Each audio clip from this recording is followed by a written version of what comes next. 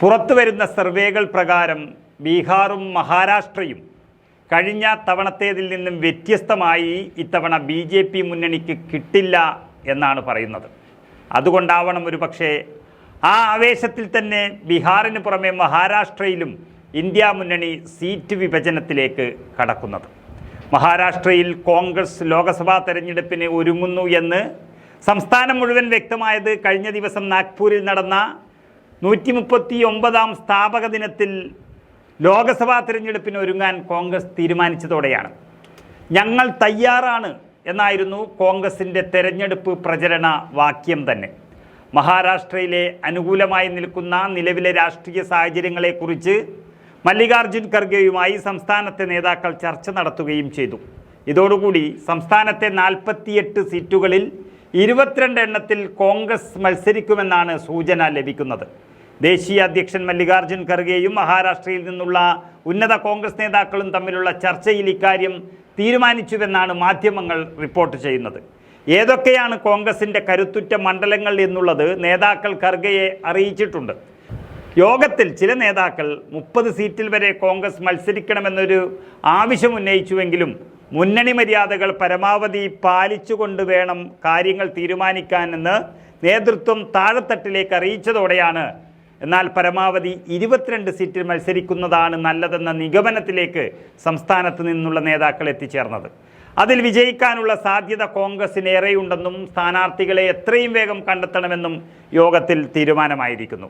അതായത് ബീഹാറിലെ സ്ഥാനാർത്ഥി നിർണയത്തിൽ പരമാവധി വിട്ടുവീഴ്ചയ്ക്ക് തയ്യാറായ പാർട്ടിയാണ് കോൺഗ്രസ്.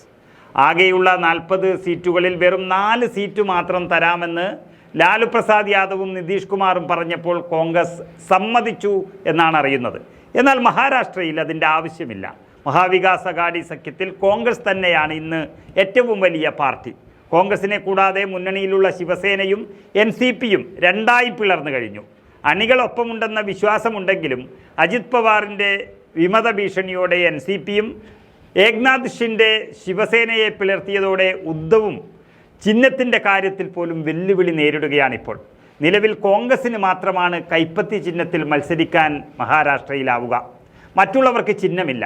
മറ്റുള്ളവരുടെ ശക്തി കുറഞ്ഞു എന്ന് വെച്ച് വിലപേശാനില്ലെന്നും സീറ്റുകൾ വിജയസാധ്യത അനുസരിച്ച് സഖ്യകക്ഷികൾക്കായി വിട്ടുകൊടുക്കാമെന്നാണ് കോൺഗ്രസ് നേതാക്കൾ അറിയിച്ചിരിക്കുന്നത്. ഉദ്ധവ് പക്ഷത്തിന് 23 സീറ്റ് മത്സരിക്കാനായി വേണമെന്ന സഞ്ജയ് റാവത്തിൻ്റെ ഒരു പരസ്യ പരാമർശത്തിൽ അതൃപ്തി ഉണ്ടെങ്കിലും കോൺഗ്രസ് നേതാക്കൾ ആരും തന്നെ ഇതിന് പ്രതികരിച്ചിട്ടില്ല. ഘടകകക്ഷി നേതാക്കളോട് ഒരിക്കലും പിണങ്ങാൻ ഇടവരുത്തരുത് എന്ന കർശന നിർദ്ദേശം പാർട്ടി പ്രവർത്തകർക്കും നേതാക്കൾക്കും AICC നൽകിയിട്ടുണ്ട്. 22ൽ ജയസാധ്യത പറയുന്നുണ്ടെങ്കിലും അതിലും ഒരുപക്ഷെ വിട്ടുവീഴ്ച ചെയ്യാമെന്ന് കോൺഗ്രസ് അറിയിക്കുമെന്നാണ് ഇപ്പോൾ വരുന്ന വാർത്ത. അതുപ്രകാരം ശരത് പവാറിൻ്റെ NCPയുമായും ഉദ്ധവ് താക്കറെയുടെ ശിവസേനയുമായുള്ള പൂർണ്ണമായൊരു സീറ്റ് വിഭജന ചർച്ചകളും ഇപ്പോൾ പെട്ടെന്ന് നടക്കുകയാണ്.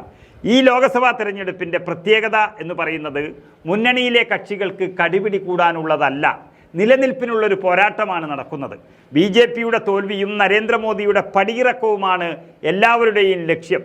അതുകൊണ്ട് തന്നെ പരമാവധി വിട്ടുവീഴ്ചയ്ക്ക് എല്ലാ പാർട്ടികളും തയ്യാറാവുമെന്നതാണ് മുന്നണിയുടെ പ്രതീക്ഷ കൂട്ടുന്നത്.